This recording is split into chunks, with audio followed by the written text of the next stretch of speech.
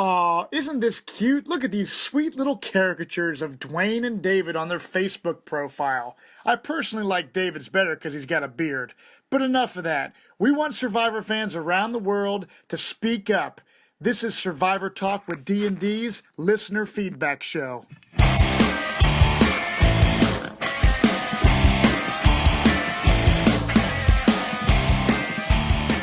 This is Survivor Talk with D&D. I'm Dwayne.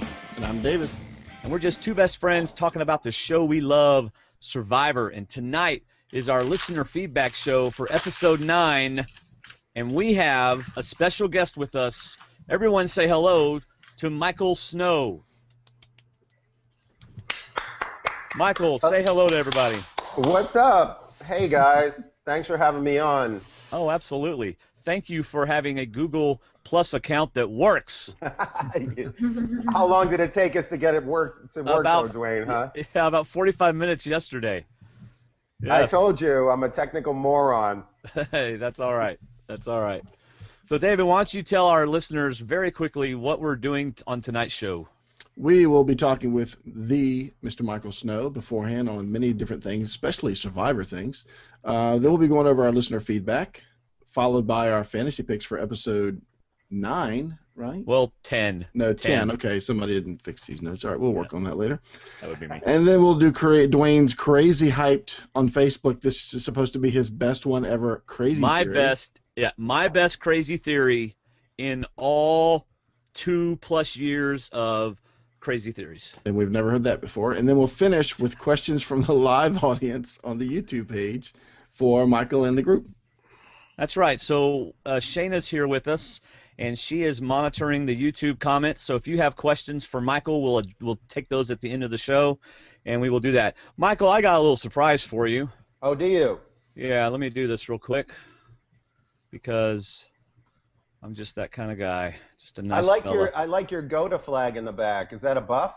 Yes, it is. Yay! All right. Goda tribe loses all the time, but it's.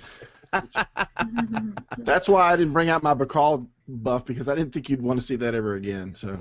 Yeah, well, I lost on Bacall as well, guys. That's all I did is lose up there. Yeah, really.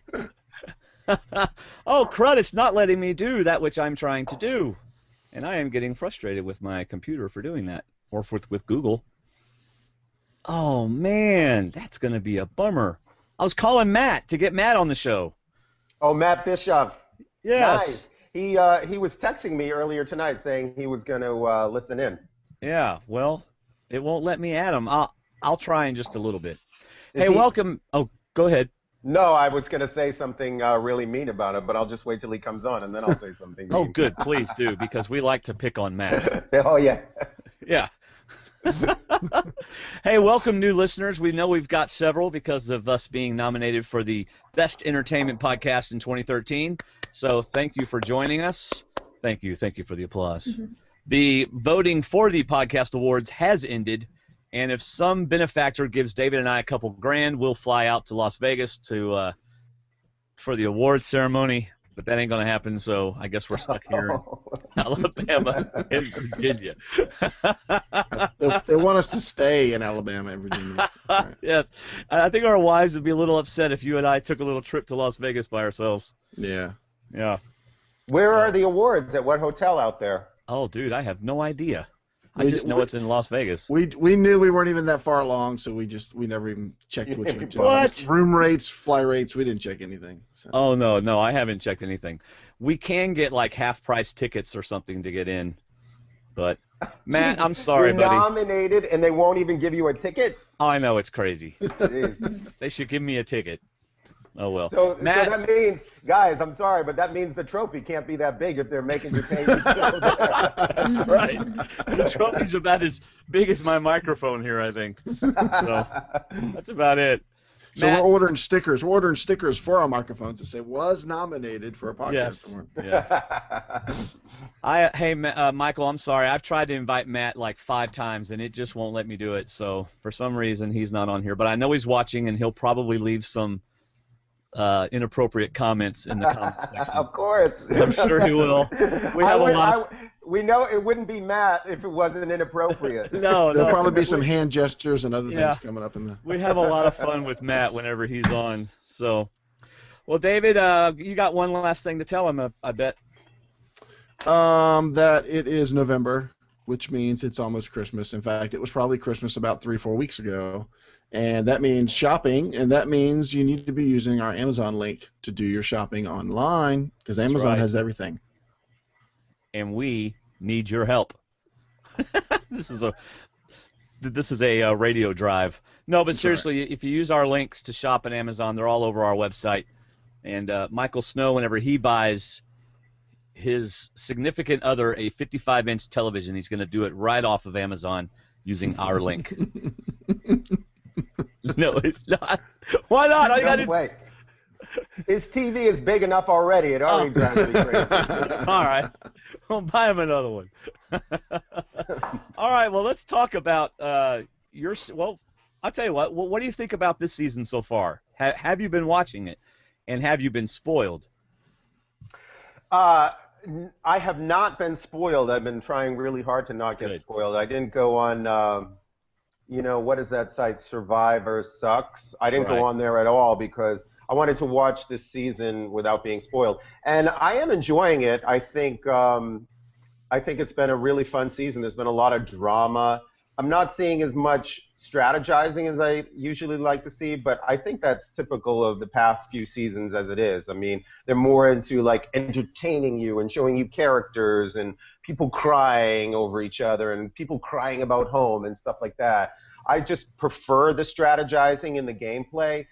So when we see that, it's really fun. Like I'm really enjoying watching Tyson and Jervis play. So yeah, it's been a really good season, I think. There's some good people on it.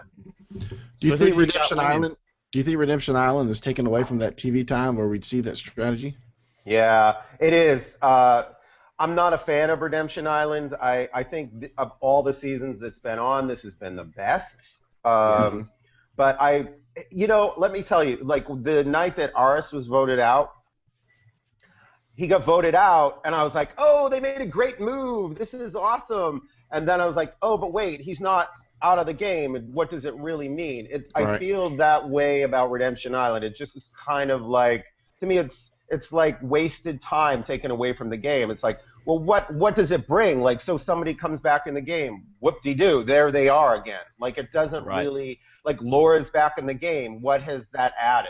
Nothing. You know, it really hasn't added. And in all the other seasons, when has somebody coming back into the game added anything? So, I mean, I don't like to, I hate to be, negative about it, but it sucks, Yeah. So who do you think's going to win? Who do I think is going to win? Right now, it's looking like either Jervis or Tyson, I think. I don't know who else there, at least, watching the show. That's who it seems like to me. That's who they're showing, being a character and what they're doing and what their gameplay is. Everybody else, like Hayden, Caleb, Sierra, you barely ever see their gamelay. Tina, I think she kind of is out of it now, and I don't think Aris and Vetus can come back and win. I think they're going to have to come back in and get Tyson somehow out. I don't know. What do you think? Who do you think is going to win? I've got Tyson picked to win so far. Tyson? Yeah, I think David does too. Do you, David? I had Monica originally because I was just a fan of Monica's. I liked her on One World. I really thought she got stabbed in the back by the shuffle. I really thought that, just like you guys got messed up by the shuffle. And I just liked her. I kind of related to her. I don't know if it's the age thing, near the same age, but after the week before last, I saw her and the way she was getting an edit. I thought, you know what? She is going to make the final three, but there is no way she's going to get any votes. So I changed my pick. Yeah, halfway through our fantasy season, I changed it to Tyson. But I'm like, man, I'm the right person to go to final, but there's no way she's going to get any votes. They're editing her to be the GOAT this year. So I just can't see her getting any votes at final. I mean, whenever anybody talks about her, they say, God, she's annoying. She never shuts up. That is not a winner. No. No. It's not who you want. That's She's who you want to sit constantly- next to at the end. That's Yes. You're like, that's this person you want to pull close. Right. Right. Kind of like you and Matt wanted to bring Philip to the end with y'all. Oh my God. Could you have made it that long with Philip? Oh, I don't. Tell us about tell That's a tell really us good about question. yes, tell us about that moment when you and Matt were just chilling out in the hut and Philip is throwing all his Stealth R Us stuff at you. Tell us Oh my about that God, moment. Wait, it wasn't a moment. It was like, for me, it was like a week and a half. It was all, he's hilarious. That moment is pretty much like you see it, where he's talking and we're sitting there. We're just sitting there just trying to keep our mouth shut because we know we can't, have him think we're, jerks. So, but let me tell you about another moment that I wish they had shown because it was so hilarious. That first night we spent at the camp with those guys, everyone goes to bed, and I'm sitting out in front of the hut in the chair because having a chair was like the best thing in the world. You didn't have to sit on the ground or sit on bamboo or something. So I'm sitting in the chair, looking out at the water. Everyone's going to sleep, probably talking a little bit. And then Philip is laying on the ground underneath the bamboo. And then all of a sudden he starts jumping up and down underneath the bamboo and hitting the bamboo and going, rat, rat, rat, rat. So it's like, and I start laughing. He thinks there's a rat coming out from underneath the hut, and the whole hut is shaking up and down. And I'm sitting there just dying, cringing in the chair, just hoping that it's a rat. But I think it was just like a crab or a bug or something like that. But he's like, it's a rat, it's a rat, it's a rat. I don't know if Matt remembers that or not, but it was so funny. So he was totally freaked out by the rat. Yes. And, That was not there. We didn't see rats on that beach at all. I mean, we had them over on the other beach, but we didn't have rats on the purple beach. Oh, wow. It was so funny. Like, the camera's sitting there right in my face, like when I'm sitting in that chair, and I'm just like, oh, it was so funny. That's when I was just like, and that's what it was like all the time. He's a very smart guy, but he's kind of a bumbling goofball at the same time. So did you ever get a T-shirt? A T-shirt, yeah. Did you ever get your T-shirt? Never got it. No, I never got a T-shirt. No, he never really gave me a Stealth R Us name. He said, if you're good, on the way home on the plane, he said, if I was going to give you a name, I would give you the name The Amulet. And I was like, I'll take it. So I've always held that he did give me a name. Now, were you worried that he was going to take it away, like he did Sherry's? I mean, some names he gave and then took back. Take away. Yeah, he's an Indian giver. No, no, I wasn't worried because this was afterwards, and we were, I had to spend 13 hours sitting next to him on the plane on the way home. So, it was all good at that point. Philip and I, we got along fine. It's just when he would start playing the game, that's when he really would drive you crazy because he was just so intense, and he was a bully because he had the power. He had the power of the numbers. He had the power of his alliance that was in charge that you had to just tiptoe around all the time. So that was the difficult part. But he was, he's a good guy otherwise. See, to me, that's the difference in that year and this season, in that Tyson, to me, has all those same positions, but he's playing a completely different social game. He's playing a very, open social game. Let me hear what you got to say, social game. I'm not going to tell you what to do, social game. He's just playing a very open game, and to me, that's the Tyson 3.0. He's obviously learned. He's obviously watched. And he's picked the best strategy, I think, this season to do it. I just don't think you can do it as a bully, or you can do it as trying to be the dominant you're leader. 100% right. If he acts like a bully, it's always in his confessionals. It's when he's alone and when he's talking to the camera. But in front of everybody, he's probably, I'm assuming, very charming and very funny, and lets everyone else, do the talking, which is what you need to do. Yeah, I loved his answers to Vitas when Vitas came up on the beach and said, "How'd the talk go? Who's getting voted out?" And Tyson's answer was, it'll be what it'll be. We'll see what happens. I'm not Right. going to tell you anything. I'm going to tell you the open answer since nobody else is speaking up.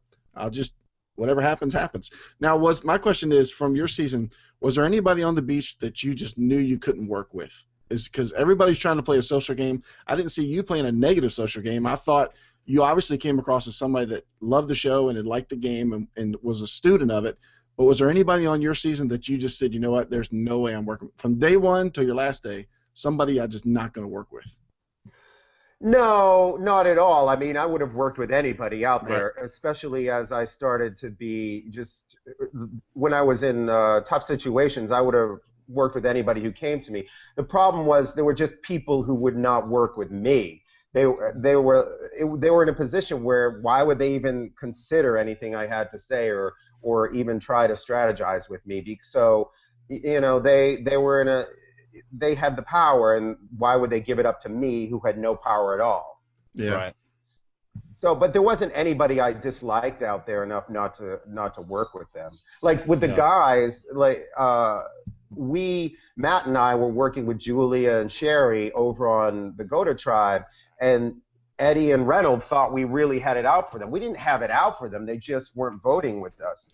But when we got to the merge, I had to, I immediately was working with Eddie and Reynolds because I didn't have anybody else to work with, and they didn't have a problem with that because they didn't have anybody to work with either. So Right. Yeah.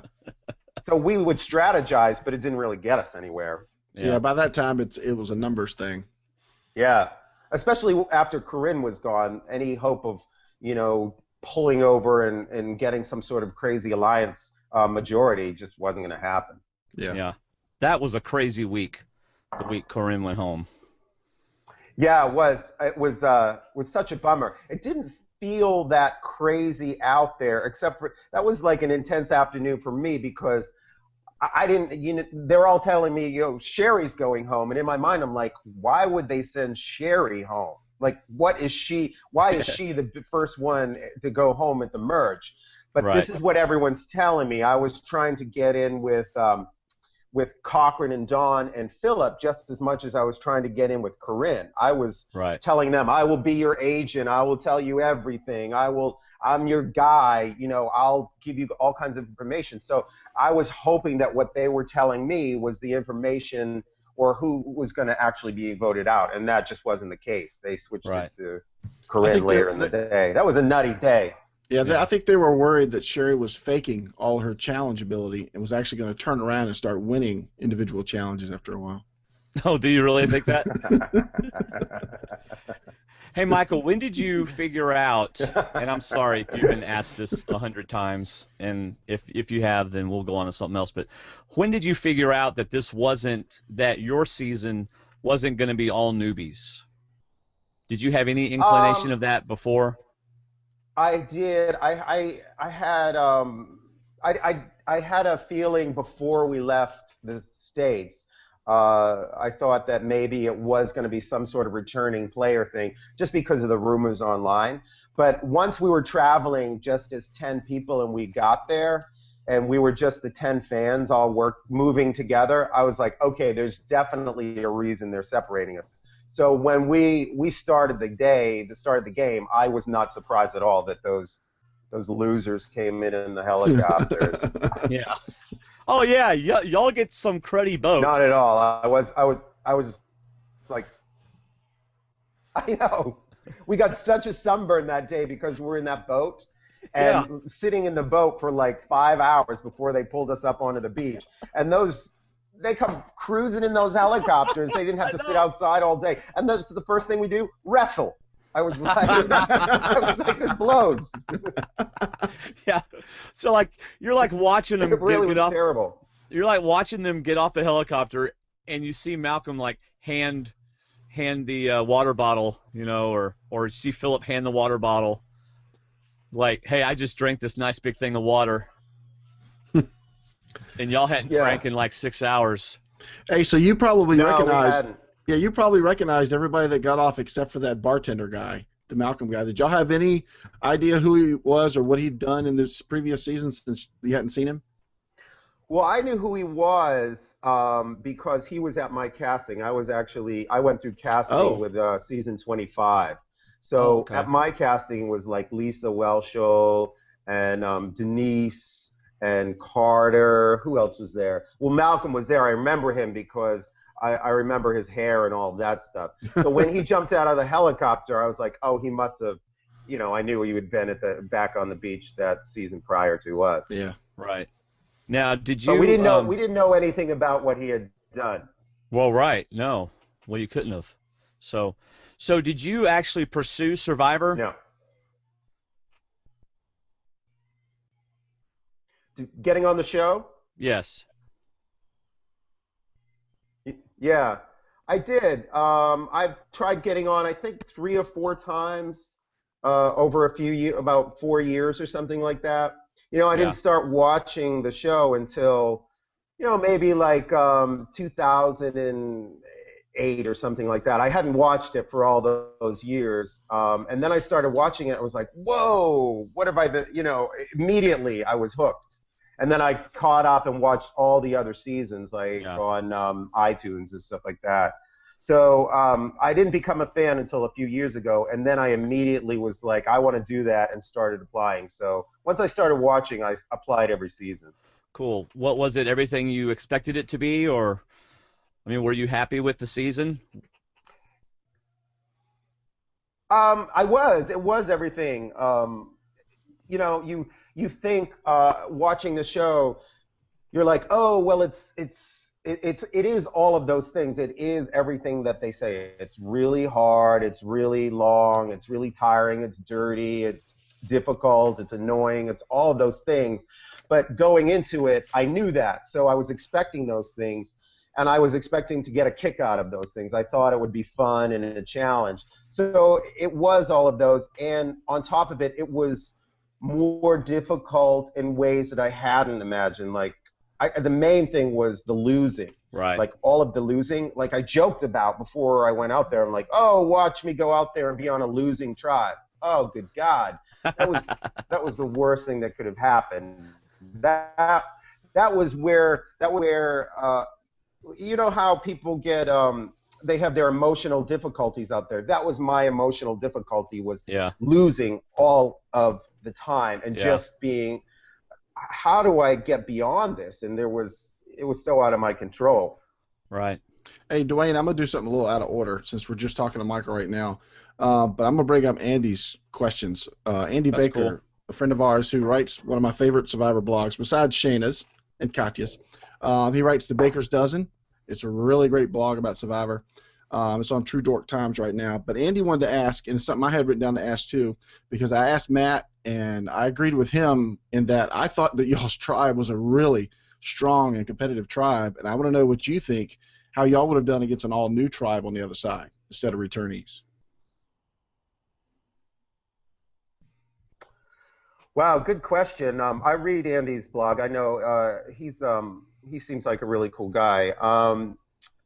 That's a really good question. I felt like we were a strong tribe, but I will be honest with you. On the very first day when we were standing on that beach and before we started wrestling in the water, I could sense I had a sense of what the problem, that there might be a problem with kind of our unity or everyone listening to one another. Like, nobody wanted to, we really had it from the first moment of getting together and circling up and going, hey, you guys, this is what we need to do. What do you think about doing the challenge this way? Nobody could listen to each other. Everyone's so geeked out that everyone was just going, I'm going to do this. And then that's how it was decided, just by the fact that everybody said they were going to do what they were going to do. There was nobody and no couple of people going, hey, all right, this is the best way to win the challenge. If we had had that,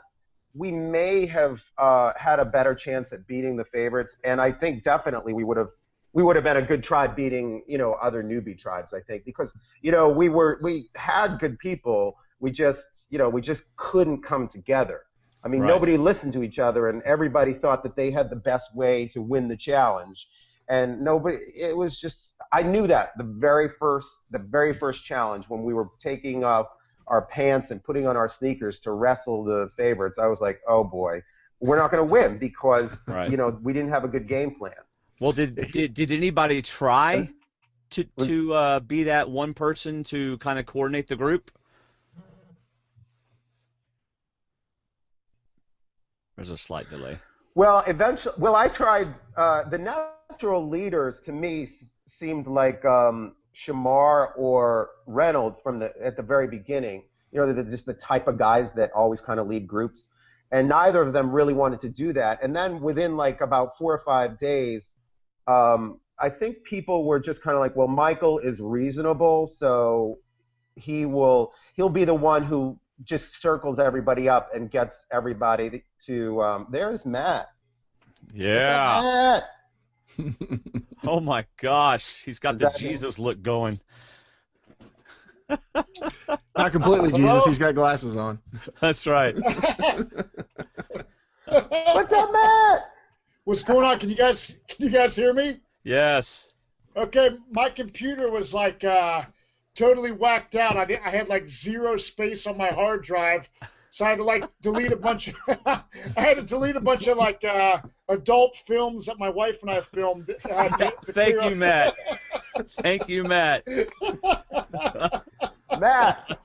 Hey, Matt, are those your grandmother's glasses? Well, I had to get a coffee cup and a pair of glasses so I look like you on here. Hey, if this wasn't a family-friendly show, you'd be getting a gesture right now. I love it, man. Oh, man. What's up, my man? How you doing, bro? Good to see you. What Good is to see all you this? too. United, and it feels so good. I love it. That's awesome. He's All right. Peaches and I'm Herb. He's a fuzzy peach, is what he is. Oh, man. Oh my God. Matt, we were just asking Michael about about y'all's season, and I think He was telling us how bad you were at challenges, but we were moving on from there. Yeah. We were He said all you did was hang around in the ocean and just watch the cool kids. Yeah, that's true. All he did was sit in the ocean and fart. the bubbles. That's right. That's where the bubbles came from. Created waves.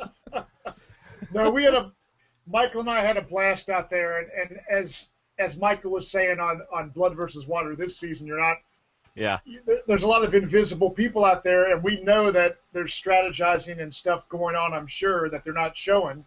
And that's kind of like the same way it was when I was in the game with Michael. They chose to show the drama of Shamar and different things. They didn't show a lot of the gameplay, which is what Michael and I have talked about. Like, that's what we like. That's what we like to see as fans of Survivor, is like people playing the game. You know what I mean? So Yep.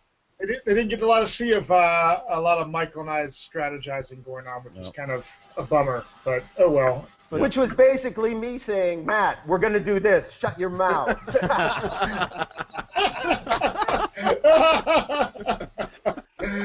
No, I'm just kidding. Matt and I, it was great being out there with Matt because we really did. We just talked everything through.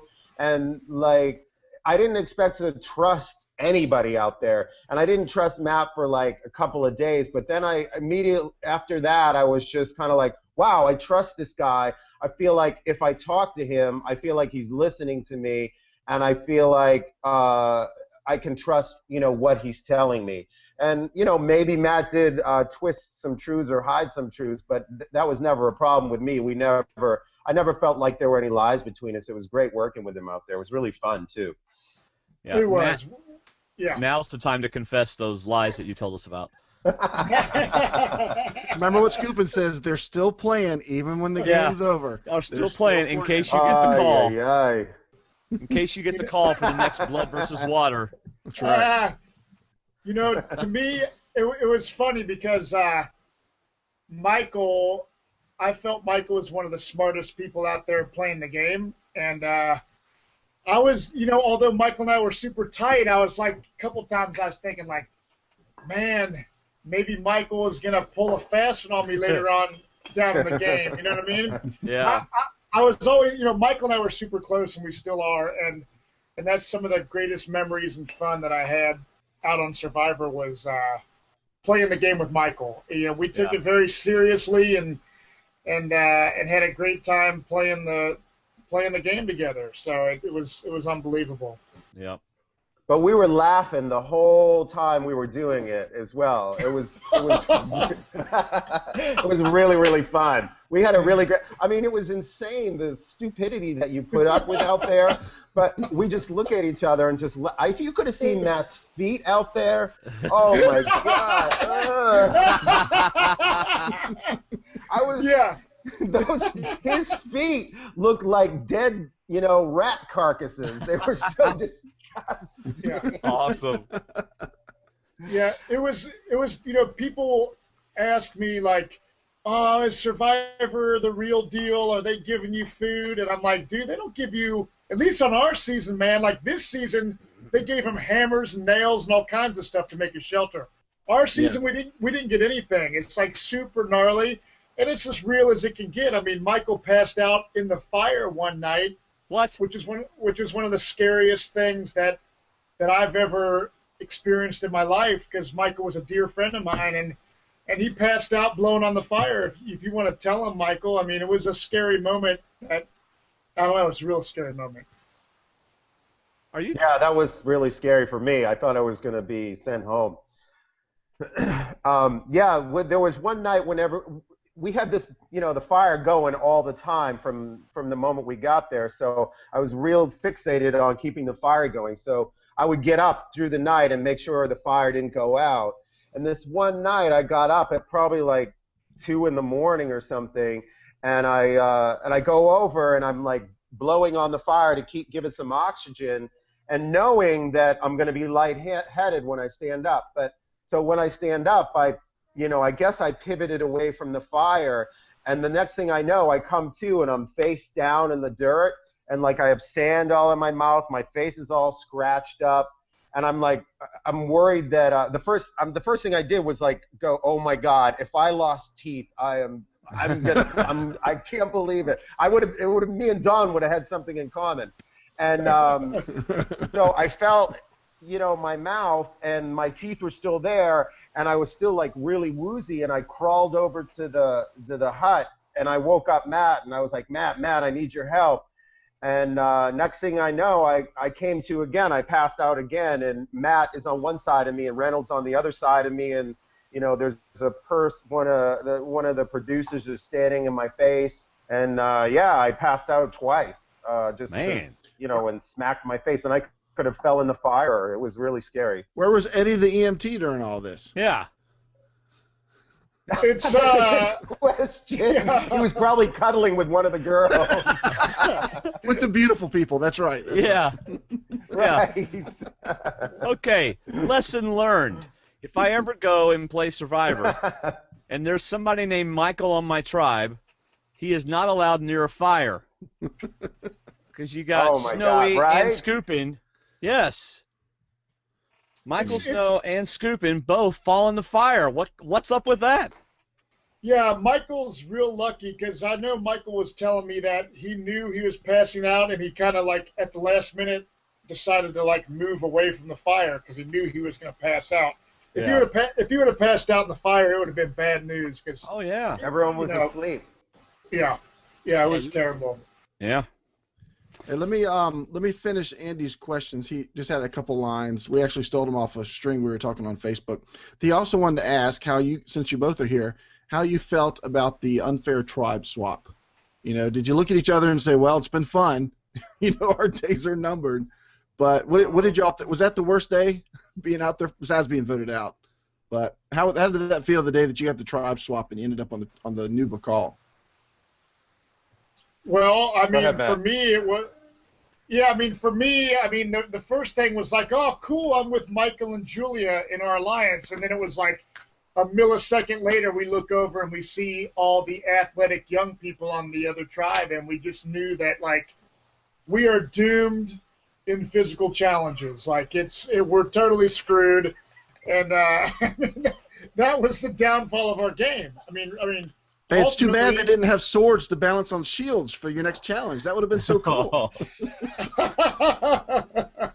I know. So it was definitely a bummer, and I don't know, just the way as Survivor, no matter how well you play the game, there's a lot of luck involved in this game, and luck was not on our side this time. So. Yeah, I mean, it's like we knew going into the game that something's going to happen and you're going to get screwed somehow. And so we didn't really dwell on it too much. We like, oh, bad luck or anything like that. And we didn't necessarily – we had high hopes. We still wanted to win challenges. We still wanted to make it to the merge, you know, all three of us, Julia, Matt, and I, because that was my main alliance right there. And so we had high hopes, so we didn't really we didn't dwell on all the negative parts of it. It just was, you have to move forward all the time. I mean, we had so many negative things already that had happened to us, so it was just kind of, you know, with Shamar wanting to quit and, you know, just losing all the time, we were just like, we're down in the numbers even if we had been on the good side of a swap. Yeah, so, right. You know, we didn't dwell on it, we just moved on. And like, even when Matt was voted out, I was like, this is horrible. I was so crestfallen, but I just immediately was like, I got to go back to that camp and be like, oh, thank you guys for keeping me. I'm so happy to be here. This is great. I'm happy to be here. I'm so glad Matt's gone. Oh, so we're actually seeing Michael's strategy through Vetus now. So Vetus is using your strategy when he shows back up at camp. Right. You know, that's really interesting. Vetus played his tribe swap, I would say, just like I did, except that I wasn't laying on. I thought he laid it on really thick, which worked for him. Yeah. You know, talking to the ladies, but he did exactly what I did. He's just like, I'm gonna get in. Hopefully they'll trust me and they'll just want to keep me so I can get to the other side of this tribe swap. I was really impressed with what he did, and you know, that's kind of what I did. It's just like, keep your head low, be a nice guy, be good to hang out with, you know, be entertaining, but don't be a moron, and make it to the other side of the merge. Well, Andy finishes by saying, let Michael know that I think he's brilliant, and I appreciate him reading my blog. So that's from Andy Baker. Yeah, you are thanks, brilliant, Andy. Michael. Yeah, I'm brilliant, right? And you got home from a Survivor, and all your friends started watching, and they went, you became friends with that guy? That's the furthest person we thought. Well, hey, we're going to get to our feedback. This is the part of the show where we read some feedback. We only have 3 tonight, so it won't take that long. Matt, this is the part of the show last time where you were reading text or something while we were doing this. That's right. So rude. So But rude. anyway, yeah. But we don't just read feedback. We like to comment about it and tell people what we think about their feedback. So y'all are more than welcome to participate in that. In fact, we want you to. And just to let those who are watching know, if you have questions or comments for Michael, go ahead and leave them on our YouTube page. And for Matt. Shayna, and for Matt, if you'd like. And Matt's just kind of here, man. He's just, he's just. All you can see is his cheeks and his glasses anyway. Yeah, that's all I see. I don't even know if it's really Matt, actually. But anyway, Shayna's taken down all your questions, and later on in the show we're going to address them. Behind me, as you know, if you send me something, I will put it on my wall, provided my wife lets me. So make it clean. And this is from Janice, the same one that sent the one from last week. Now Matt is taking off his clothes. Matt! Gosh! Michael's getting hot over there. Stop it. All right, so we've got the Alabama poster with says Roll Tide, outwit, outplay, outlast everyone. Alabama. She's obviously an Alabama Tide, Roll Tide fan. All right, our first feedback is from Shayna D, who is the one taking all your comments and questions, and it's a shorty but a goodie, so I'm going to read it. I was expecting a lot more from this episode, and it kind of fell flat. The first half was good, but after the Vetus and Aris scene, it got boring. Katie's immunity win was extremely unexciting. She seems like a nice, cool, laid-back kind of gal, but that doesn't make good TV. She sounded like she took a sedative when she said, winning immunity was like winning the lottery. All right. Thought I'd just add a little bit to that there. Tyson, as this season's winner, seems too crystal clear. His confessionals sound too genius for him not to be the winner. Do y'all agree with that? Do you think CBS is forecasting Tyson winning? I think Tyson's playing a good game, and he's getting a lot of airtime, but you never know in this game. It all depends, you know what I mean? It's like with Sherry, it's like she didn't get a whole lot of airtime, but she made it to the final three. I mean, she did, but she didn't in comparison to some of the big characters on the season. Right. So you never know. I mean, it's I'm really from the beginning when we first did the show, I have the piece of paper when we did our picks before the season started. Yeah. I picked Tyson, I think, as who I wanted to win this season. So Yeah. I don't know. We'll see. What do you think, Michael? Do you think CBS is telling us Tyson's going to win? I don't know. I don't. There aren't many other candidates. I think Jervis is about the only other candidate at this point, unless somebody swoops in, kind of like what's the lady's name who stole it from Russell, like Natalie, right? Natalie, yeah. Right. If somebody comes in and steals it the way she did, but I don't know who that is. There's not somebody that is that likable at this point. No. So maybe Hayden. Hayden seems like a nice guy. Yeah. But definitely, it does seem like Tyson's going to win. Yeah. All right, well, she continues. I wish I could watch Survivor and not pay attention to editing patterns, but I have been watching this show for over a decade, and I can't help it. Translation, I am amazing. Since she's watching us right now, I just thought I'd throw that in. All right, she ends it. I have a question for David, Dwaine, and Michael. And Matt, since you're here, Matt. What do you guys think if the show was not edited down to tell the winner's story? What if every contestant had confessionals in every episode and we heard who all the players had alliances with, who and what their plans were, basically made it a big mystery for us? I don't think you'll ever see that, Shayna. I think it would be kind of boring. I mean, some people have one plan out there and that's it. So they'd be saying the same thing every week, over and over and over. I think. I don't know. I think I wish they did show more people just strategizing and not like Stealth or Us kind of goofy stuff. That's just kind of the stuff I don't like to see. I wish they did show more strategizing, though. Yeah.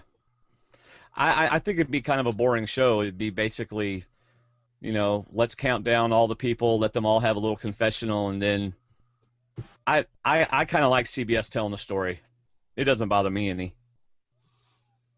David? Well, Matt, it's like, whatever. well, you have to. I mean, they have to tell a story because, there's going to be people out there that suck on camera and that are boring as hell. Yes. So, Right. they have to. What are you trying to say, man? I'm not trying to say anything. I'm just saying, as I'm watching this season, I think Michael and I may have even texted back and forth. It's like we haven't seen a lot of Caleb and Sierra and different people, and we're kind of wondering, like, are they just like boring storytellers and just boring people on camera, or is Tyson and Vetus and some of these guys just so overpowering that they're showing them a lot? It's hard to say. You never know. I mean, maybe they just are terrible. Maybe they're just terrible on camera and they just can't use any of the footage. You know what I mean? I think that's some of it. I think Caleb and unfortunately Hayden. I don't think Hayden's that bad, but I think Hayden is probably taking his interviews as this is strategy for me to prove that I'm playing this game, because everything he said in his confessionals has been mostly strategy, except for the guys taking his food. But it seems like Caleb is definitely getting the Julia edit. As soon as we start hearing from Caleb, that's probably his episode. That's probably the one he's going to be leaving. That's why I got worried for Katie. We started hearing from Katie. All of a sudden, I got to thinking she's going to be leaving this episode. But I think they're more interested, CBS and Survivor, they're more interested in creating long-lasting characters because during the Redemption Island season, Probst could have just walked off and Rob could have narrated and hosted the entire show, because he probably did, Boston Rob, and just gone from there. And they're building long-term all-stars. They're building people that they want to come back. Reynolds got a lot of time towards the end of his time. Malcolm obviously got a lot of face time. They're building characters that they want people to like and continue to come back and follow. And that's a long-running show. You got to build people that people want to come back and watch. You can't just throw 20 new people out there every year, because you're going to get duds. Unfortunately, you're going to get people that people just don't want to see again. Why would they keep coming back? One World, there are some good people in One World, but it wasn't a season that people were going to end up saying, gosh, that was so good, I can't wait till next season. They got to keep bringing back people, and it's got to be people we want to see. So, unfortunately, Shayna, I don't think we'll ever see an even cut edit, season right down the line. Yeah. Right. All right. Well, next we have. It's a lot different than the first 10 years of Survivor, where it was all about, let's watch this experience and this group of people go through it. Now it's like you're saying, it's like, let's watch this game, and who are the people that we're going to have you watch. Like, I think even this season, there's so much strategizing and things that we're not seeing. I think there's a lot of moves in play. Like, all that happened between Tina and Vetus, we never saw.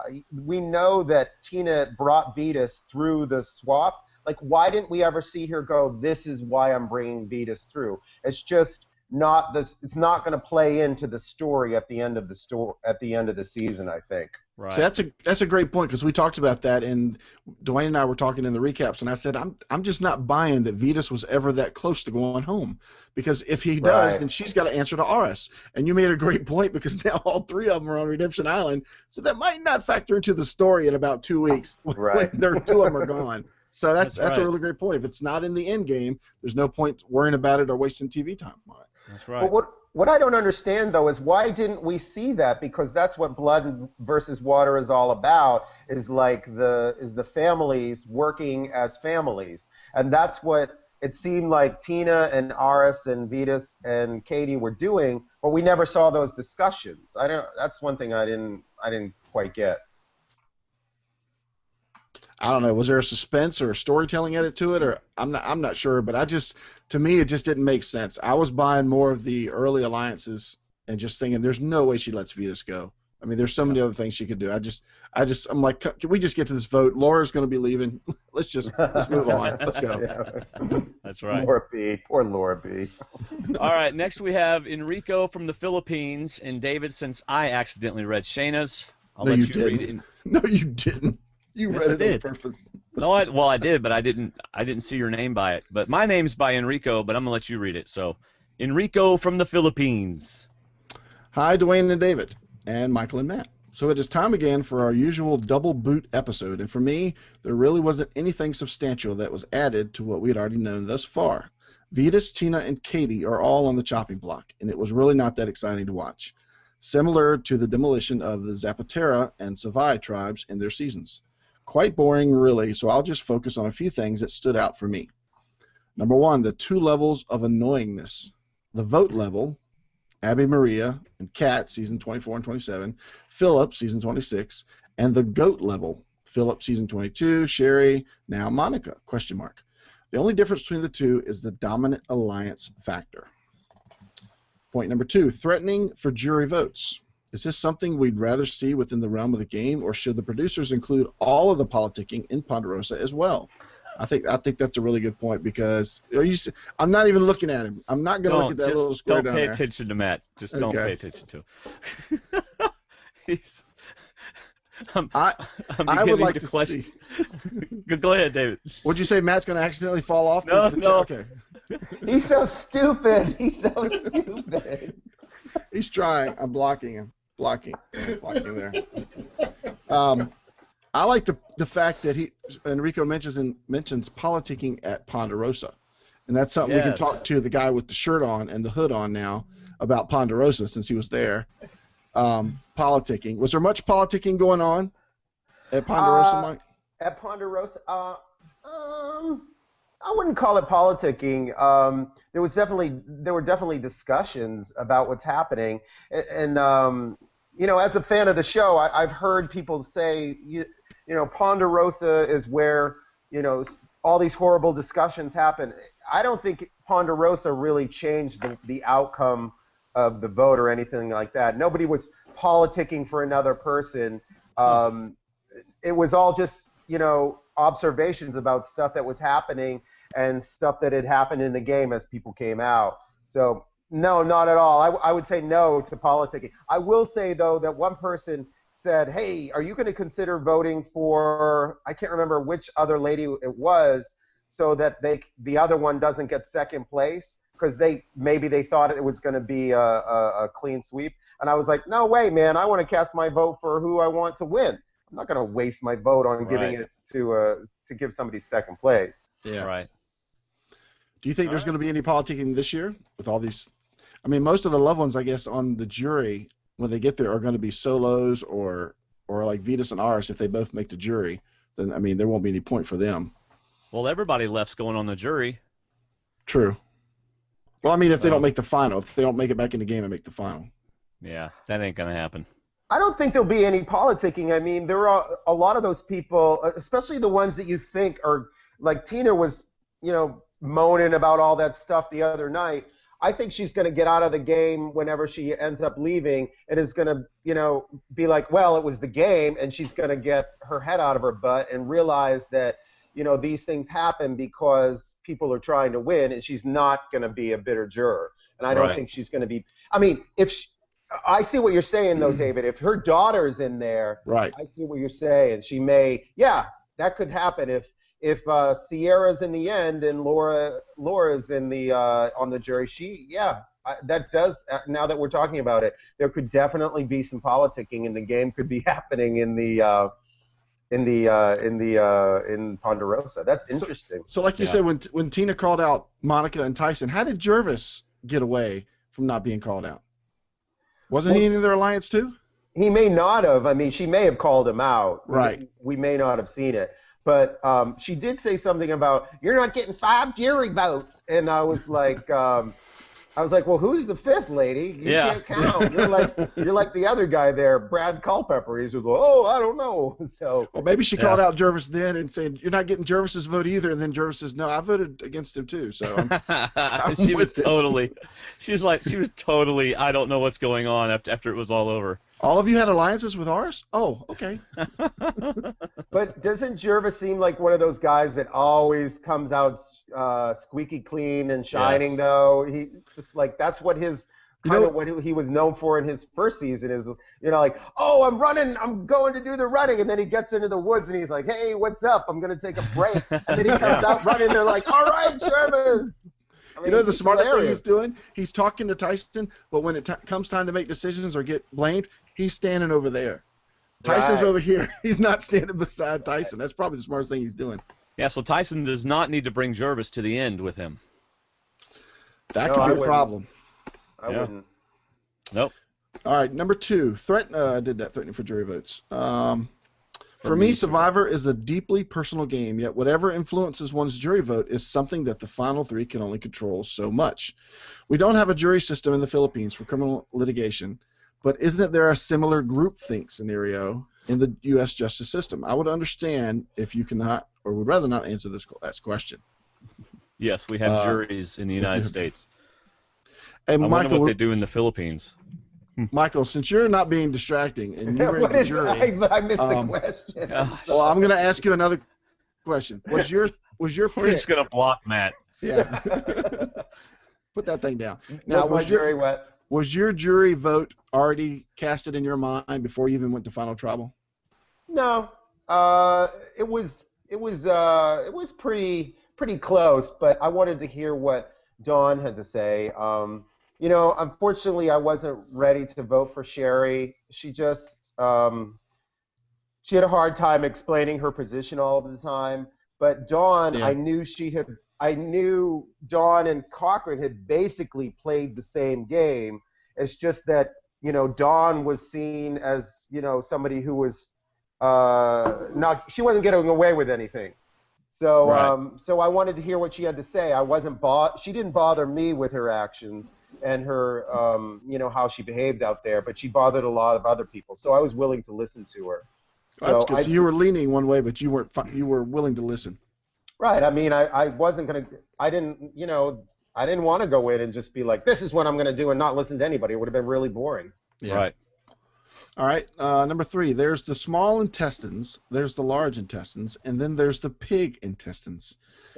We use it now. Enrico's from the Philippines. He says we use it after very thorough cleaning Ugh. and making native sausages, which sometimes include pig brains, by the way. But I've never known of anyone eating it raw. Meanwhile, chicken intestines are skewered, grilled, and sold in the streets as a quick fix. So, yeah, Jervis failed to redeem himself in this one. Next week, we have Sierra targeting her mom. I think this could be a misdirection given the easy Katie vote. RS, Vetus, and Tina battle it out at the arena. I have a feeling one of the brothers will actually go. As for the mysterious Tyson votes, I think they are either Tina or Katie because their votes wouldn't matter anyway, and they are probably pointing at the puppet master or the biggest threat in the game, loosely similar to the way Sheehan voting for Amber prior to her demise in All-Stars.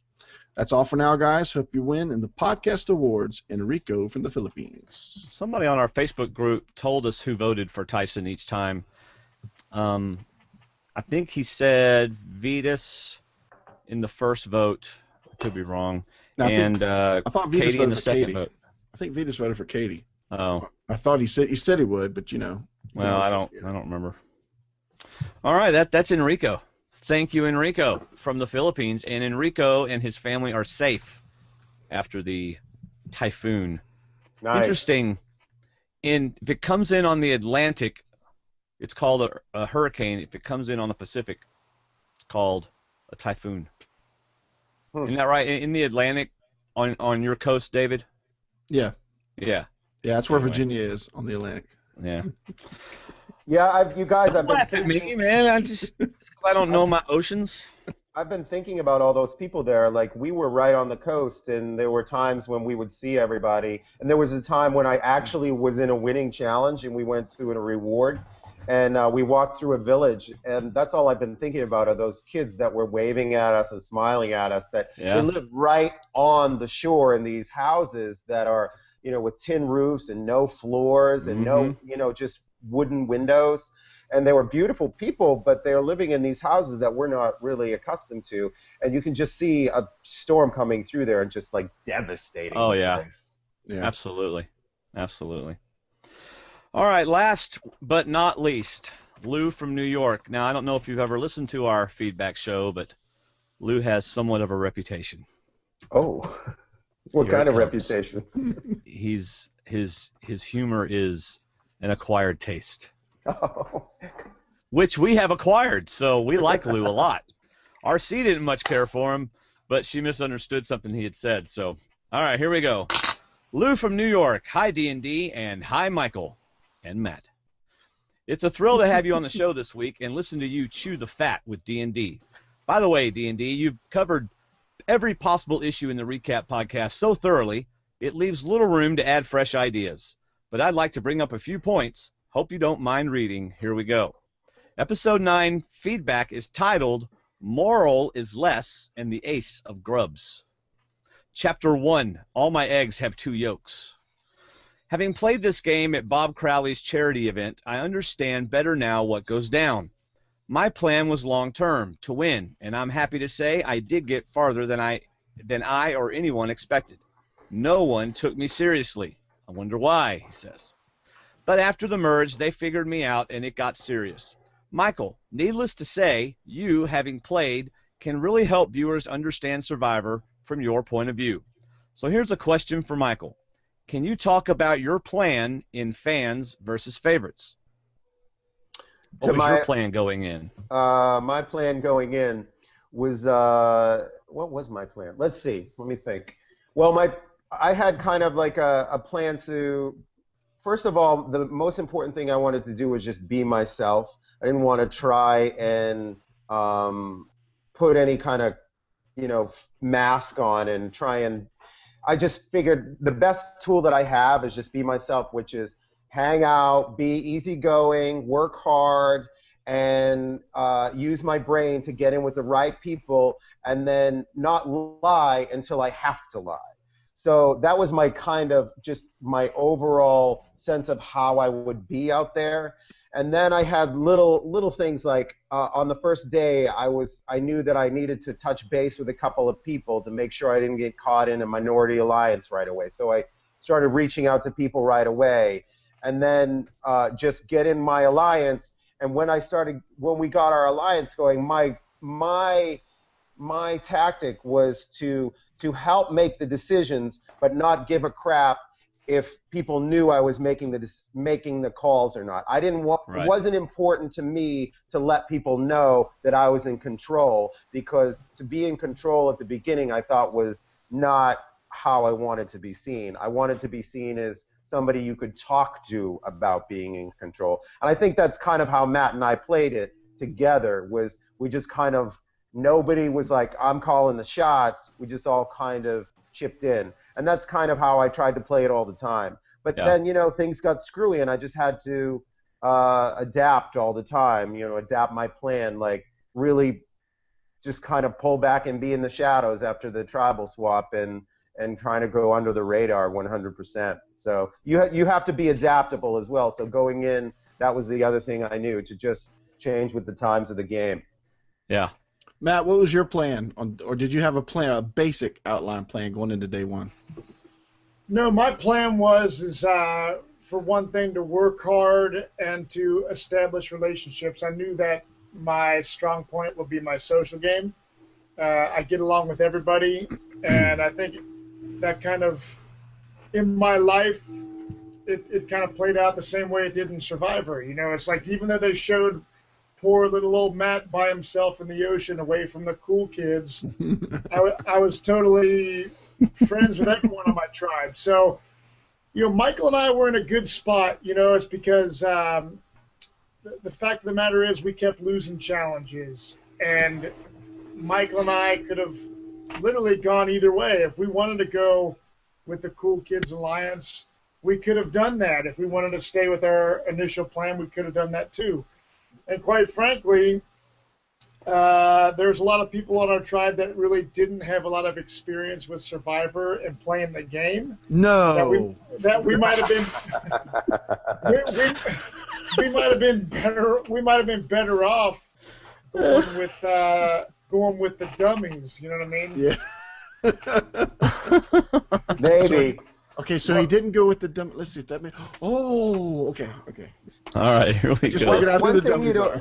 One thing you don't really get a sense of is the way Matt was swinging between those two groups at the beginning. Like, he was really tight with those four. It was really those four, and then Matt would go hang out with them a lot more than anybody else would. Like, they included Matt, and that's why that's why I was with him, and I was like, we had that choice to go with those guys if we wanted to. Even after we voted out Allie, Matt still went back to them, and they still wanted to talk to Matt, like, after they were really, really mad at him. So he had a great social game with those turkeys out there, those four guys. Well, that was kind of the theme of the first 3 weeks, that Reynolds would come back and say, I can't believe they didn't go with us on that vote. It's like it took him about a month worth of Survivor to figure out that people were not going to always do what you wanted them to do. Well, he especially said the that. bearded guy. He said that after the first vote out. We were lying on the bamboo, and I think it was Reynolds. He goes, so you guys knew who you were going to vote for before you went in there? Did he say that, Matt? That's what I have in my head. Oh yeah, and then I also We just laughed. We laughed so hard. I mean, all of us, Sherry, Matt, and I, we just busted out laughing. Yeah, and then like after the second time we pulled a fast one on him, that's when Reynolds finally realized, like, wow, you guys are really playing this game, aren't you? It's like, that's what it is. A game. yeah. That's not the script I got. What script are y'all following? It's a Survivor, dude. I love I Reynolds. do too. It took him a while to figure out what was happening. He's a really smart guy, and he thought that we were all in this together, and that we were a big happy team until and that we're all going to move forward as a group. But we couldn't. We had to protect ourselves from the beginning. So. I can imagine Reynolds going to the tribal council saying, "Hey guys, let's agree not to vote anybody out. Let's just all stay together." Let's see what Probst will say about that idea. Yeah. We're not going to Yeah. vote. We decided Yeah. against it. Probst, we're sorry, but we're not voting. All right, he continues. Chapter 2, Riddles and Victuals. It's down to 8 plus 3 on redemption. It may be too soon to predict a winner, but at this point, it's easier to assess each player's path as the end approaches. So my mind is digesting each player individually. Who thinks they can win? And I'm curious to see why and how they can win and beat others. There's a belly full of chunks to munch on brewing in each player's head. So much to chew. So hold your nose, close your eyes, lose your mind, and come to your senses while I bring up some food for thought. Ew. Here's the short list I'm looking at. Each player, yeah, definitely get the whole eating theme here. Number 1, how are you perceived? A threat, a loyal ally, a hanger-on, a swing vote, a possible flipper, easy vote out, or a final 3 goat? Did I leave any out? But by the way, this is the short list that he looks at for each player. These are the questions he asks. Number 2, are you underestimating players? Number 3, are you aware you are underestimated? Believe me, I know the power of being underestimated. Number 4, can you get a read on others? Number 5, are you playing how to get through the next vote? Number 6, are you playing to win? Are you planning who you can beat and when to beat them? Number 7, are you playing your strengths or others' weaknesses? Number 8, how, if possible, are you using others to your advantage? And number 9, are you forming personal relationships? Chapter 3, Tina, your big bags of cash won't help you here. Question of the week. Tina will be dining out at Redemption. Garçon, table for 3, s'il vous plaît. How do you like your crow? But why, Tina? Because she didn't mind her P's and Q's? Why Tina and not the big boys, Caleb, Hayden, Jervis, or Tyson, who have no problem eating their own? What's up? WTF? Final thought number 1. This season's winner may be the one who doesn't get figured until it's too late. The one who can just shut up, keep it down, don't bite off more than you can chew and swallow. Final thought number 2, it's a Hunger Game now. It's time to wine and dine. And for the remaining cannibals, it's time for takeout. Players, that is. It's dinner for 8, water and blood. It's just the way we like it. Regards, Lou from New York. Hey, was there anybody on y'all's season that from the beginning of your time out there to the end that you say, you know what, I did not expect that person to play that well. I did not expect that person to get this far. And was there anybody like that from your original tribe or from your shuffled tribe? Maybe Dawn a little bit. I mean, I knew Dawn was a smart woman, but I didn't know how. I didn't know what she was doing out there. I didn't really see everything until we watched the show. In a sense where, like, I knew that I wasn't getting information from Dawn. From how much I talked to her, I didn't get information about the alliances. She really held her cards close. And the way she was playing me was that she was she kept saying, "Oh, I'm not in the majority. I'm not in the power. So I'm going to need to come to you at some point." So I kind of was on edge a little bit with that. So when she finally did come to me on the day I went home, I was like, "Oh, well, maybe this is the time she's actually going to do it." So she had many, many levels to her game that you wouldn't have expected after watching her play the first time, I guess, is what I'm trying to say. Was there anybody for you, Matt? Oh man, it's like I said, the game is totally crazy, and you see someone like Eddie make it far deep into the game, and I never would have thought Eddie would have made it nearly as far as he did. I mean, it's just funny because I think Michael and I, the fact that Eddie and Reynolds made it far into the game, Michael and I had a big play in how far they went, because we could have voted them out at any time. We could have voted them out before the girls, and those guys made it far. So it's pretty crazy. Yeah. When did y'all know that Dawn and Cochran were in an alliance?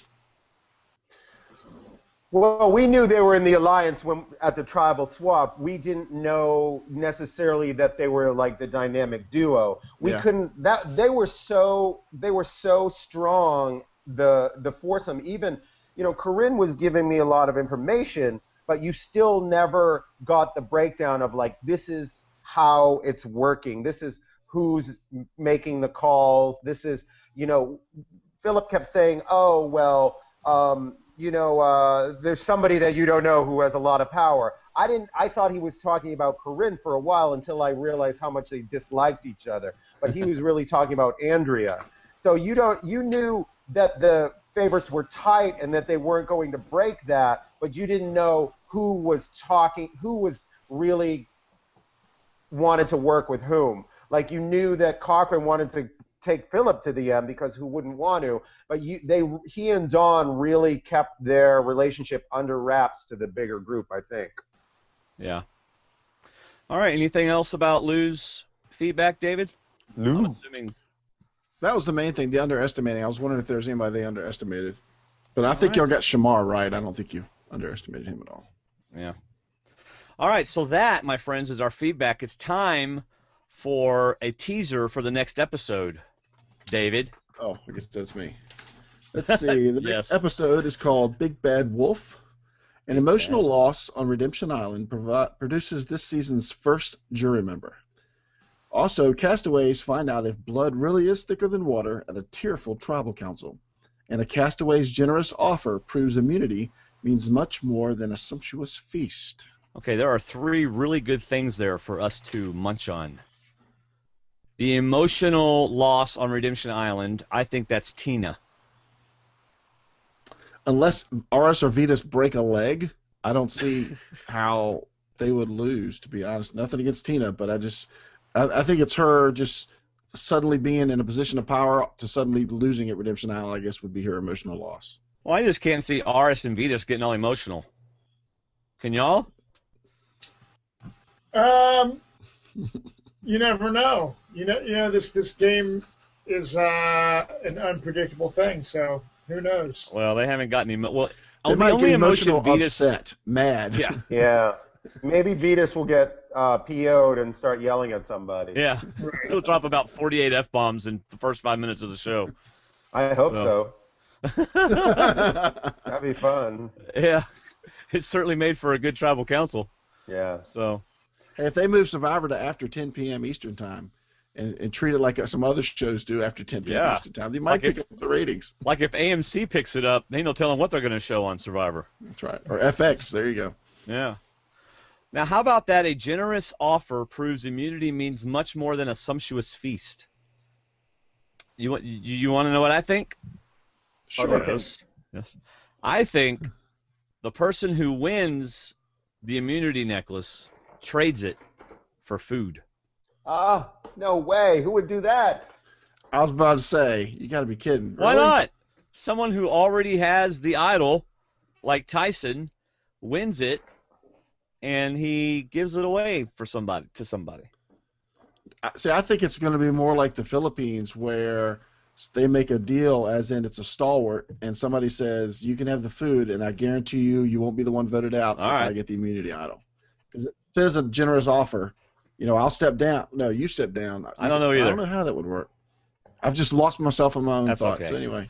All right, so that is episode 10 coming up Wednesday night. That's going to be fun. Now, what we do here, Michael, is we have a fantasy league, and they have these questions, and we're going to give you our answers, and we would like to invite you and Matt to also give your answers to these questions. All right? So, Matt, Matt probably has a song about something fantastical. Life is just a fantasy. Can't you feel the fantasy? Matt, fantasy. Matt, sing your song, the song that we all got to sing out there. Well, I would just always go around saying thick and flaccid battery acid. Oh, that was the best one ever. Thick and flaccid battery acid. Oh my God! Another one. What was the other one though? There was the one that was an actual song. Oh, like Euphrates, the moth of Hades? Yes. Sing that. Where I was like 20-foot wings, 50-pound brain, paralyzing you with poisonous sting, infecting you with rabies. That one. Wow. Yeah, let's keep him around. Let's don't vote him out. Yeah. Like he had all kinds of those. Yeah, we had a great time out there, that's for sure. Sounds like it. We were sitting in the water one day, and he goes, "Hey, Michael, what would it be like if a giant albatross swooped down from the sky and swooped us away?" Do you think they'd let us get on the jury at least?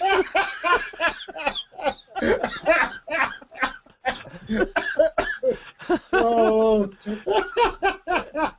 No, it was a pterodactyl. That's what it was. A giant pterodactyl. Golly.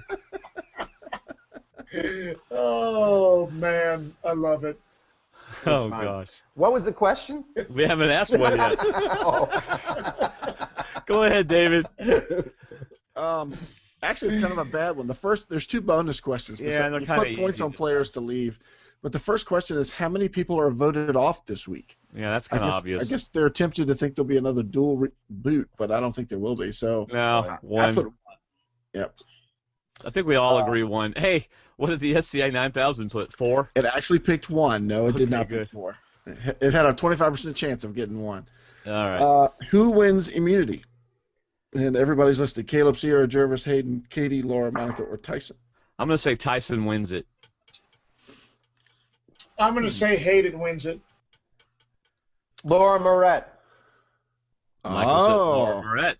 Now that would mean that all the talk about Sierra turning on Mom would be before the immunity challenge. Uh-huh. I think it's Jervis's turn. I think he's been close. There probably won't be any food. I just think he's due. Sooner or later, I think he's going to step up and do something. So I'm just going to make a guess that it's Jervis. All right. Now we get to put 20 points. Oh, go ahead, David. No, that's it. I was moving on to that. Yeah, now we get to put 20 points. We can divide them up, or we can do whatever. So I'm going to put, this is on who we think is going out. I'm going to put, just for now, I'll probably change it as we get closer. I'm putting 10 on Sierra and 10 on Laura. Figure one of them's going home. Actually, I'm doing the same thing. We have a random player. We call it a machine, the SA 9000, and it randomly selected Katie and Sierra to put points on. I thought that. Right. See, I told you as the numbers got shorter, the guesses would get better. So it's picking that. But I don't know. I think all the lines we're getting about Sierra turning on Mom could lead Tyson and Jervis to decide that they can't trust her and they're going to send her out. Yeah. But then again, I can also see the bonus advantage of sending Laura. Why not send all the strong physical threats over to Redemption Island and let them start knocking each other out? I mean, why keep them? So what do y'all think?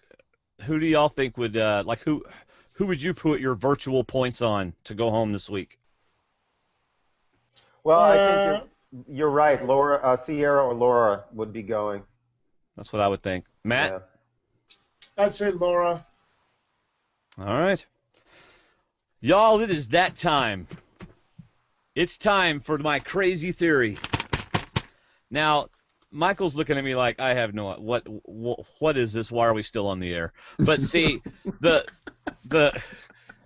since season 1, this is our 4th season to podcast, and I always come up with this crazy theory that absolutely could not happen. And this is by far one of my favorites. See, all the talk of singing going on the last couple episodes, I thought I'd add to it. And so I have written something for this episode, and I'm going to make y'all enjoy it. All right? Feel free to talk and laugh during my crazy theory. Here it is. Let me get my iPhone queued up. Tyson is having so much fun this week. His game is spot on. He has the idol. He has control. However, he is beginning to feel a little uncomfortable and confesses to the producers in a confessional like none other. Is Sierra hitting on me? He wants to know. She talks to me like every chance she gets, wants me to keep her around for some unknown reason. I can't be faced with this temptation. I'm a survivor man.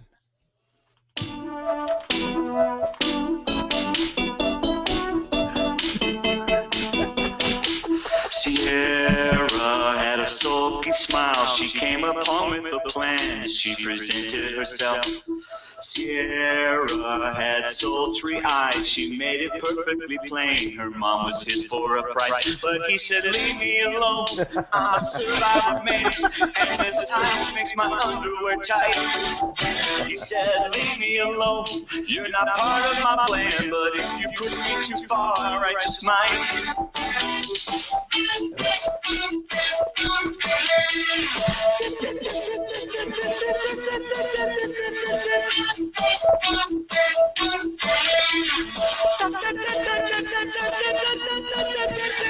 She wore her surprised and she wondered why he would deny her like this. Dropped her voice and eyes, she made it totally clear that he should play his cards right. But he said, leave me alone, I'm a survivor man, will you help me get this title just right? He said, leave me alone, you're not part of my plan, but it's my idol right now, and I might. Sierra gave him a slap. I have 2 kids at home, and I don't need all your snack. Tyson looked her up and down as he thought of a plan to keep his guys around. But he said, leave me alone, I'm a survivor man, and this time makes my underwear tight. And he said, leave me alone, you're not part of my plan, but if you push me too far, I just might. Everybody.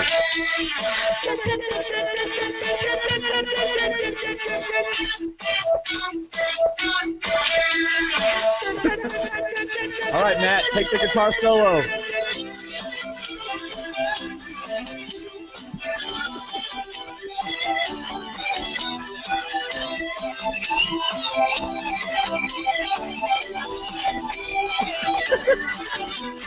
She turned, tossed her head, unlike her opening move, her final exit line. You vote my mom, or I will rip that idol there right out of your pants. But he said, leave me alone, I'm a survivor man, and this title is uncomfortably tight. He said, leave me alone, you're not part of my plan, but if you push me too far, I just might. But he said, leave me alone, I'm a survivor man, would you help me get this title just right? He said, leave me alone, you're not part of my plan, but fix my idol right now, and I might. He said, leave me alone, I'm a survivor man, and this idol is uncomfortably tight. He said, leave me alone, you're not part of my plan, but if you push me too far, I just might. Leave me alone, oh, leave me alone, I'm a survivor man, oh, baby, leave me alone. Yeah, pull it out right there, thank you. Oh, man, that idol was rough. My crazy theory. Yeah. Hey, Dwaine, do you have a What? job? Do you have a job? Yes. Go ahead, say it. Say it. Keep it. Go ahead. Keep the job. Thank you. I want that app, by the way. Idol just right. I don't know if you I thought understood this all the was a words. family show. It is. He just hides the idol. What's after 11 on the Eastern Coast? So Yeah. All right, that's my crazy theory. We're going to bring Shayna on, see if we have any questions. Shayna, you're going to have to unmute yourself because I tried to unmute you. And I will admit, couldn't. Dwaine, that was one of your better theories. That was well Thank produced, you. very well edited. That. I want to hear that obviously on the website. That was pretty good. I I have a theory, too. What, Michael? I think this week, during the show, a pterodactyl is going to swoop down and take Katie off and drop her off at Redemption Island with her mother. So it'll be a tearful reunion instead of a tearful elimination. There you go. Yes. The Philippine pterodactyl. Yes. Golly. All right, Listen to the Shayna. pterodactyl cry, aye. It just never took his tusk and poked his eye, aye. Stiff and flaccid battery.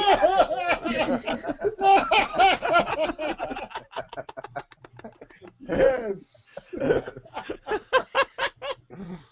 All right. By the way, I wonder if YouTube will like tag our video as having copyrighted content in it. I don't hope know. so. Yeah. I spent $3 on the karaoke version of the song "Family Man" by Hall & Oates, and then Money well spent. yes, and then I rewrote. All right, hold on. And then I rewrote all the verses, and then I recorded it in GarageBand, put a little male rock voice effect on it, so I had the rock voice feel. All right, Shayna, do we have any questions at all? Yes, we do. Okay, this is from Janice Tillery. This is for Michael. Have you hung out with Corinne since the finale? Nope, I haven't been out to LA. I haven't seen her since the finale. We've just messaged back and forth. That's about it. I haven't seen her. Okay. Well, And- surprise, we have her on. No, I'm just kidding.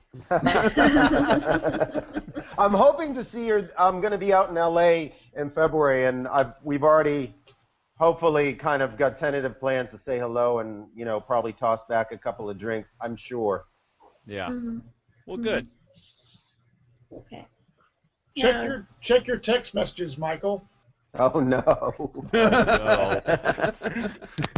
Oh, Michael got up. Thanks a lot, Matt. You were supposed to come on the show and just kind of hang around. He's got a message that says, from the pterodactyl, don't go back to the podcast. Oh, I love it. All right, hold on. Michael is distracted. Michael is reading text messages from Matt. All right, go ahead. Go ahead, Shayna. Do we have any other questions for Michael or Matt? We have some comments here. All right. Gunner says, if Laura goes home, then the newbies will outnumber the returnees. I didn't think about that. Nice. I guess they would. Yeah, but are they smarty enough to knock out the returnees? I don't think a newbie can win against returnees. What do y'all think about that? Do y'all think if there's one new player on the final three, do they have any chance of getting like a sympathy vote? Because that's about what it would be. Because at this point, I don't see any newbie that's played that strong of a game that they could stand up at final and say, look at what I've done. Yeah, I don't think it's happening.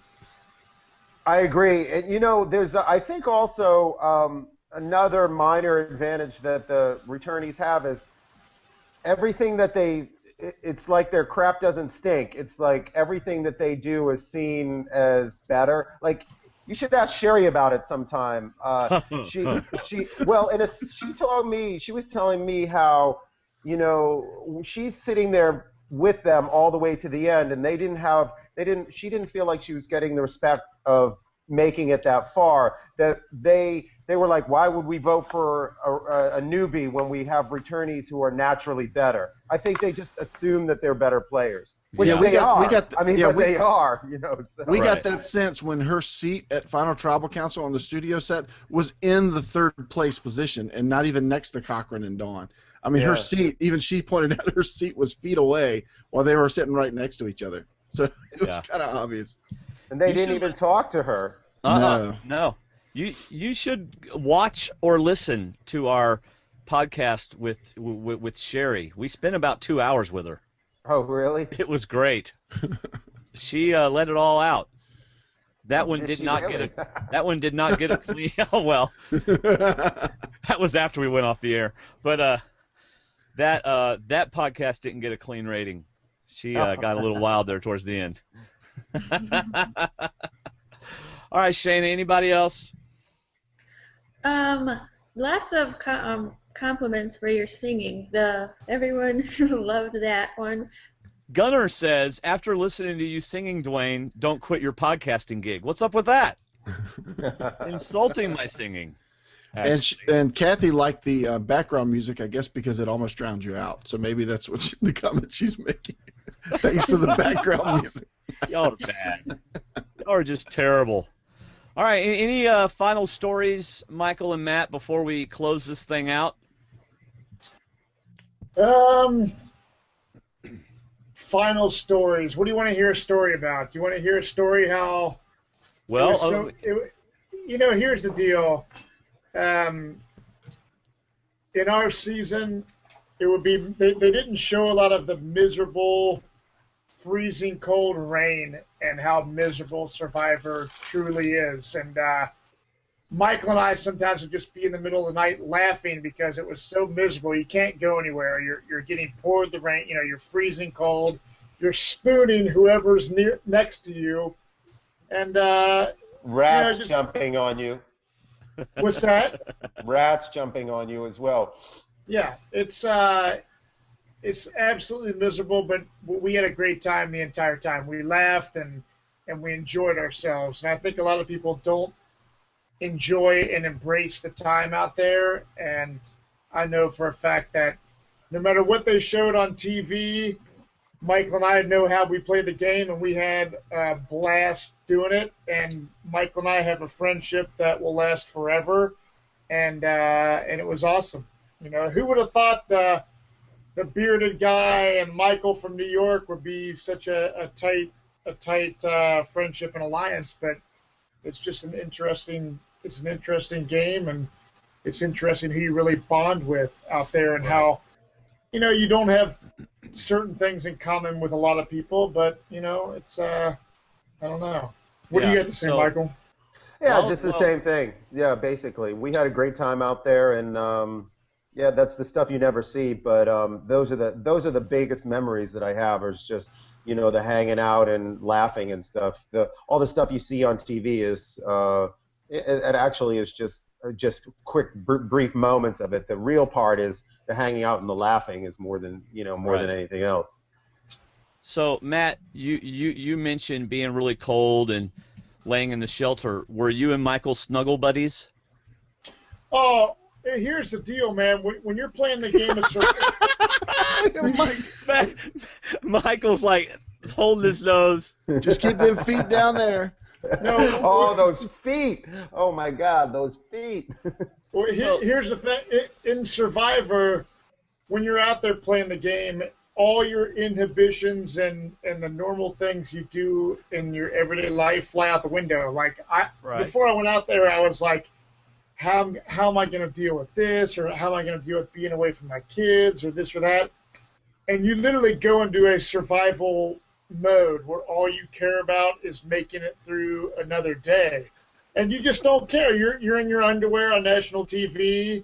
You're grabbing and trying to stay warm with whether it be. I was probably spooning Michael and Julia and Shamar. You just don't care. You're just really trying to survive. You know what I mean? And I was just wondering who was the outer spoon and who was the inner spoon. I'm an outer spoon. Matt's a bottom spoon. It was freezing at night. It is freezing cold out there. Yeah, I'm sure it is. So it's you just don't give a crap, man. I'm surprised everybody didn't try to cuddle up in your beard. Well, the bugs did.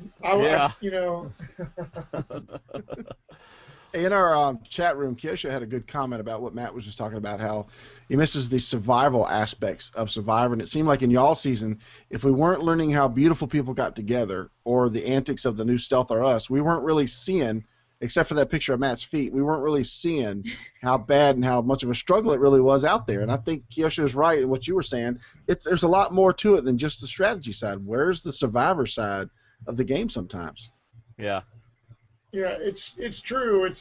There were scorpions and spiders and giant millipedes crawling around and fire ants everywhere because you have these coconuts you're drinking, but you can only be so clean out there. Right. So we started throwing our coconuts down the beach because that would attract the rats and all the bugs and stuff like that. And it's just really disgusting. You know what I mean? But yeah. I don't know. It's I still have scars on my feet from playing the game of Survivor, Yeah. It's crazy. Yeah. Well, I tell you what, man, it's been fun having you on, Michael. Matt, thanks for joining us. Michael, did you have fun? I did. It's great to see you guys and great to see you, Matt. Good. Yeah, for sure, man.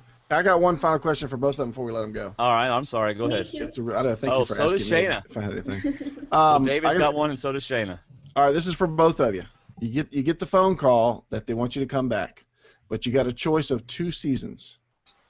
The first season is all returning players with Redemption Island.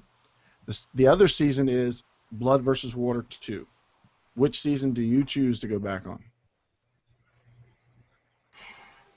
Oh, okay, so it's either Blood versus Water 2 or basically all returnees, like an all-star season that has a Redemption Island. Well, Yes. that's a tough one. See, if I was put in an all-star season, which would never happen because Michael and I suck, but no, but Hey, Michael says, I made the jury. People date me. Come on now. that's fine. No, I think that it might be. It's a tough one because it would be an honor to play an all-star season. If Michael and I were to get asked like to go back to something like that, that's a really, really big deal. But there's going to be a lot of badass Survivor players there to play against. So I think the chances of doing better and the chance of winning it might be better in a Blood versus Water scenario. So I would say Blood versus Water. And you'd bring Tessa. I don't know. You haven't seen my mom, dude. She's a freaking supermodel, dude. All right. How about you, Michael? That's a good question. I don't know. I would think I would want to say Blood versus Water, but I don't know. Like I would bring my my dude, but it would be weird having to play with him because I don't know if I'm too selfish of a player. I think it would be hard to sacrifice myself. So maybe for my own sanity and not being a jerk, I would probably go on the All-Star season. Yeah. Okay. All right, Shane, I had another question. I have it's kind of a comment to Matt. I heard on Inside TV podcast today that Jeff Probst said they will be doing another Blood versus Water, and I am very confident that Matt will be asked back because, it's all about what audiences you can bring in. That's why they had Monica and Brad.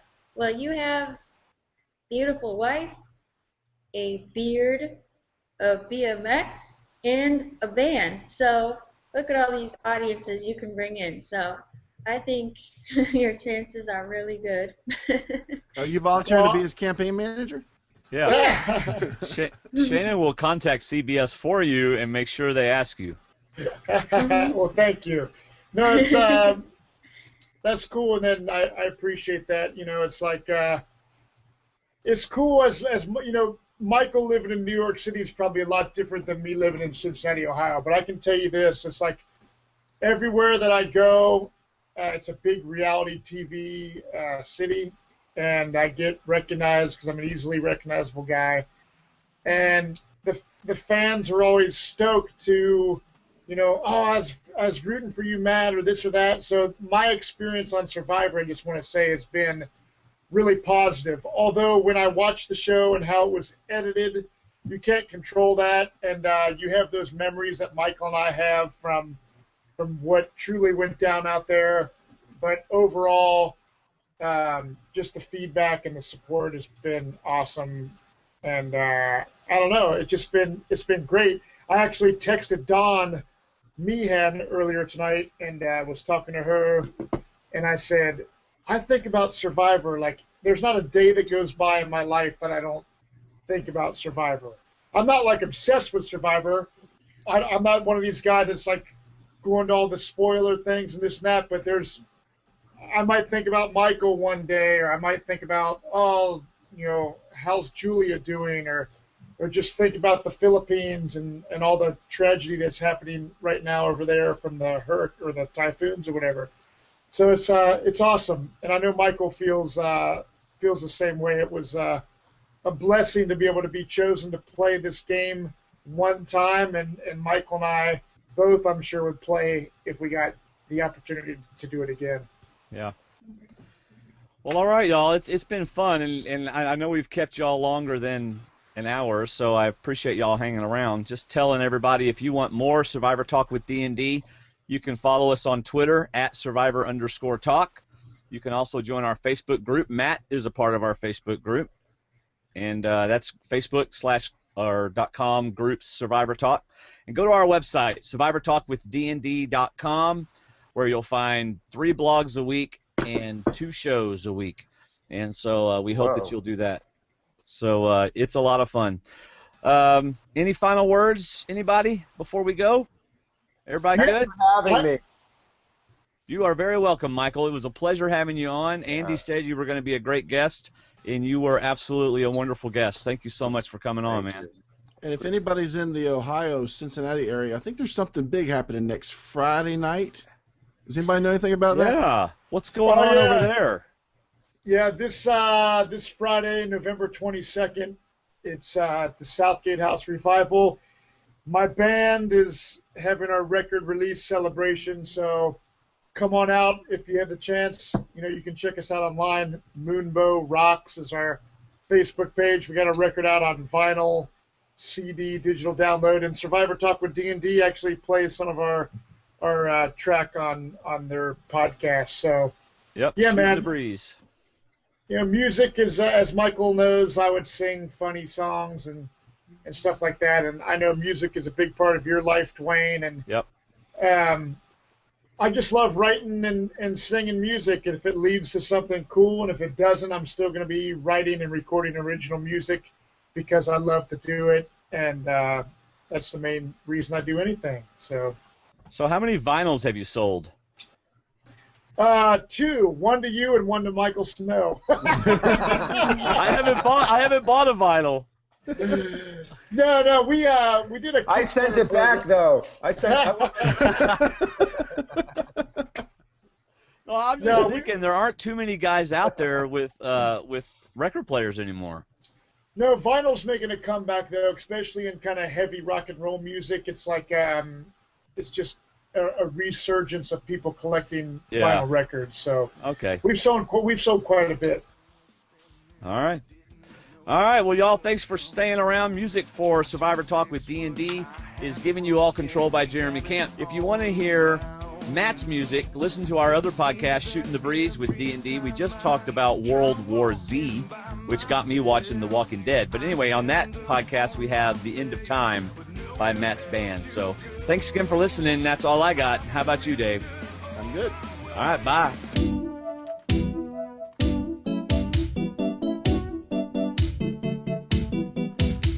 Sierra had a sulky smile. She came upon with a plan as she presented herself. Sierra had sultry eyes. She made it perfectly plain her mom was his for a price. But he said, leave me alone, I'm a survivor man, and this idol makes my underwear tight. He said, leave me alone, you're not part of my plan, but if you push me too far, I just might.